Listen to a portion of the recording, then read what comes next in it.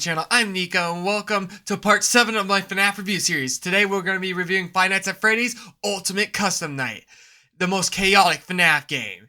Now, how is it the most chaotic Fnaf game? Well, let's start the review and find out.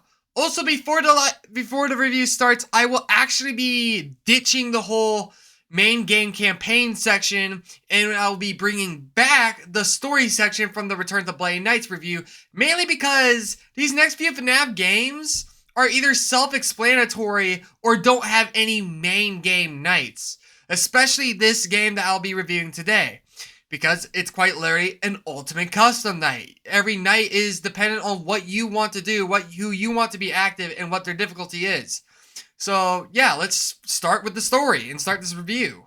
Anyways, the story of Five Nights at Freddy's Ultimate Custom Night is actually very interesting. After the events of Five Nights at Freddy's 6 and Henry burning down the pizzeria with all the leftover souls inside of it, releasing all the souls, including killing Afton, Afton is actually kept alive by the vengeful spirit named Cassidy, who haunts the Golden Freddy costume, and she's pissed. She's angry at William Afton and wants to make him suffer, cause honestly, not killing him is not enough.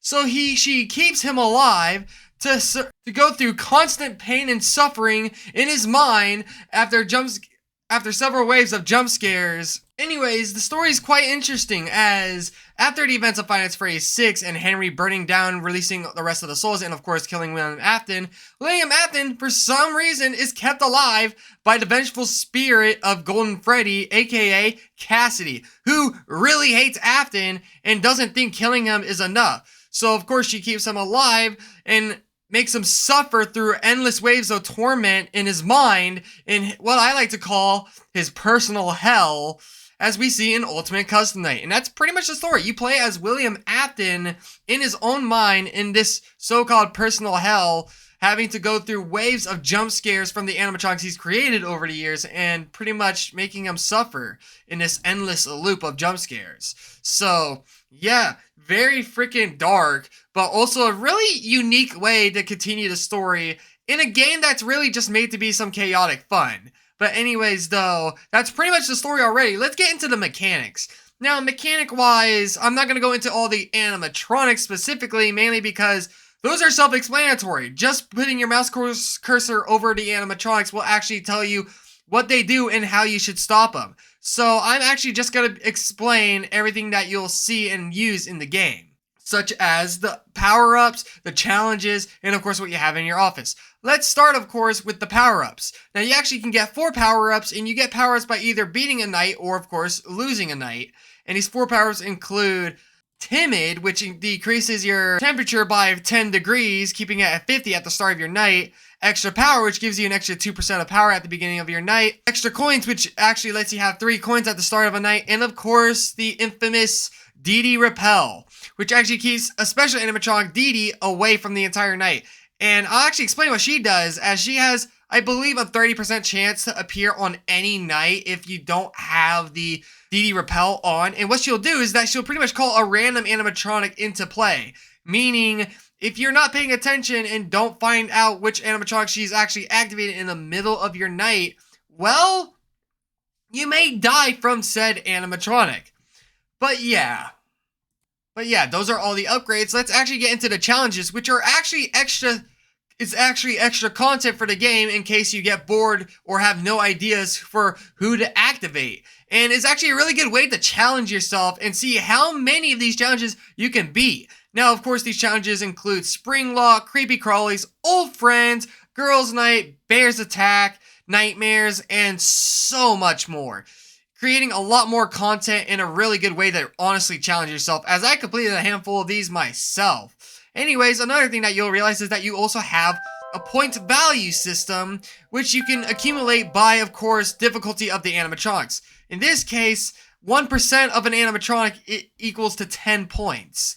So an animatronic on 20 accumulates to 200 points, all the way totaling up to 10,000 points, which would be all 50 animatronics on 20, making it of course the 20th of 20 modes, being quite literally almost impossible until one person actually managed to beat it, and his name was Dawko. But other than that, well, yeah, just try not to beat it. It's pretty much near impossible. Anyways, and there is actually another use for the point value. In this case, it's your office, as accumulating a certain amount of points can actually earn you new offices, such as getting the second office at 2,500 points, the third office after 5,000 points, and of course, the final room office at 8,000 points, which is actually near 10,000, and I've yet to complete this, mainly because I've only collected up to 6,000 points in value, which is pretty impressive anyways, as the point system also can be used for bragging rights against your friends and or family, showing that you are better than them. So, yeah, I've actually managed to get 6,000 as a point value, which at least from what I believe is pretty impressive. Anyways, though, that's pretty much all of that. Let's get into the actual in-office mechanics, such as you got the two doors, the vent on top of you, the vent to your bottom right. You can turn off and on the fan. You also have a power usage and noise meter, which some animatronics actually become more active to noise and or sensitive to noise. You also have a temperature meter, which again, some animatronics can be very sensitive to the heat and or it being too cool. And of course, you've also got many different things, such as power generator, silent ventilation, the heater, the global music box, and more. And there's just a lot to keep track of. Also, you have your cameras and a face mask, and your cameras also have a vent and duct system. So, yeah, this game is literally living up to its name, being the ultimate custom night. Also, you do have a music box thing that you can wind up and a little change music option on that same camera. But yeah, honestly, this is really freaking intense, and I believe that's all the mechanics. It's step 4 going into the animatronics, which, again, the game is self-explanatory. It will explain what the animatronics do and how you're supposed to stop them. Anyways, though, with that said, those are all the mechanics. There's no reason to actually get into the animatronic designs, as Ultimate Custom Night is actually pretty much just 50 animatronics from the past FNAF games all boggled up into one Ultimate Custom Night. So there are no new faces for this game. It's pretty much just all 50 of the past animatronics that you've seen over the years. And, well, yeah, now we're just going to go right into the flaws of the game, in which I believe there are only like 2 flaws with the game in general. And one of them is, of course, the power-ups in general, as they are pretty much irrelevant. The power-ups seem so irrelevant, as the frigid, making it 10 degrees cooler, that's not really going to be that useful, especially if there's no animatronics that are sensitive to the hot. And of course, is going to end up going to 60 sooner or later anyways, causing you to have to use your fan to even keep it below 60 in general. So it's pretty much pointless. And of course, you have the 3 coins, which most of the things in this game either require 5 or 10 coins each. The D coin also costs 10 coins, and Rockstar Foxy even gives you more coins, which is a lot more easier, as he'll give you a total of 10 coins, which is way better than the freaking 3 coins that you can get at the start of the night, as also Rockstar Freddy will ask you for 5 coins each. So, like, a better way to do this is to, of course, increase the coin value to, like, 5 or 7 at least. Like, come on. And, of course, for the power, it's also irrelevant. 2% of power goes down in a matter of just 5 to 10 seconds. Like, 2% power is not enough. And to fix this flaw, of course, you should add more to these upgrades, such as decreasing the temperature for frigid to 40, increasing the coin value to 5 or even 7, and of course increasing the power value to at least 105 or 110. And then of course there's the DD repel, which isn't actually flawed or relevant, as it's extremely useful to keep DD away from spawning a random animatronic into your night.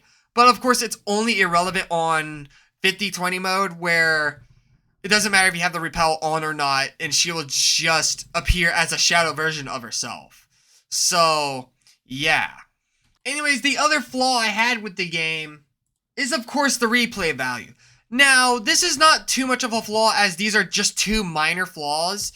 But, of course, this game does have a replay value issue, as Now, sure, there's plenty of content in the game itself, but it is very, very non-casual friendly, as most casual players won't get to play much of this game before they either rage quit or just give up, saying that they're not good enough to continue on, as a lot of the challenges are pretty difficult, and just accumulating a lot of points is really difficult, especially with 50 animatronics being able to be activated, and that's not really good for replay value, especially if you're a veteran as good as me and want to test yourself. As that's really what this game really is. It's just to test how far you can make it through the game. As in my case, I was only able to accumulate 6,000 points total, and of course been able to complete like a handful of the custom night modes.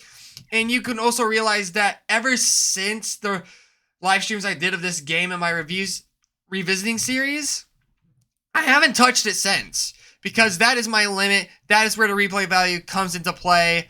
You're only able to withstand and get through as much of this game until you, of course, are not able to even continue anymore. And that's a huge replay issue as well. There's a lot of content to keep you playing the game, of course, such as the challenges, the different power-ups, and of course all the animatronics. But again, like I said, you will eventually get to a point where you've accumulated as many points as you possibly can. Casual players won't be able to make it that far or be able to beat many of the challenges. And of course, the challenges, you'll only be able to complete a handful of them, as I found that a lot of them are actually pretty freaking insane, especially Nightmare's Attack and Old Friends and Chaos in general. Like, it's extremely difficult. It does have a replay value issue. But when you first start the game, of course, you'll be playing it for at least a while. There is still value with playing the game and some replay value and some reasons to come back to it in case you want to just try again and try to get as far as possible once again, as I may end up playing this game again just to see if I can break that 6,000 point value record. But as far as I know, this game suffers from a replay issue and, of course, a casual player issue, as casual players won't be able to play much of this before either rage quitting or not being able to get that far in the game at all. And of course suffers from an upgrade issue. But of course, with that said, let's get on to the conclusion. In conclusion, Five Nights at Freddy's Ultimate Custom Night serves what it pretty much is supposed to be. An ultimate custom night that is just made to be chaotic fun. And that's what it is. It's chaos, but it's fun chaos, if you know what I mean by that. It's a game where you get to challenge your skill, see how far you can get through the game, and of course, test your own skills in general, and just to have fun, honestly. Like, this isn't a go-to game for me to play in the Fnaf series, but that doesn't mean it's bad. I still kind of like this game, and I still have a lot of fun memories of playing Five Nights at Freddy's Ultimate Custom Night with my little brother, having laughs at my misfortune and just having a good time playing the game in general, and having all these DD moments and all these funny moments, and just like, the game's just fun. It's made to be chaotic fun, and it does that really well. It does add on to the story, which is very interesting. And yeah, honestly, if you're looking for a Five Nights at Freddy's game that's just to play just for fun and for it to be chaotic fun, I definitely would recommend this game, as it is definitely chaotic fun. But of course, for casual players, you won't make it that far, but if you want to still try anyways and challenge yourself, this game also offers a challenge, of course, as that's another good thing about this game that I actually really like. It does offer challenge. It forces you to challenge yourself, see how far you can get, how many challenges you can beat, and vice versa. 50 animatronics, a fun, chaotic FNAF game that is truly chaos, but fun chaos, with an additional story to FNAF 6 afterwards. So, yeah, in the end of the day, this is a very solid FNAF game. So, that's going to end my review for Five Nights at Freddy's Ultimate Custom Nights review. So, thank you guys so much for watching. Let me know in the comments below what you think of Ultimate Custom Night. And, of course, make sure to subscribe, hit the notification bell so you never miss a video.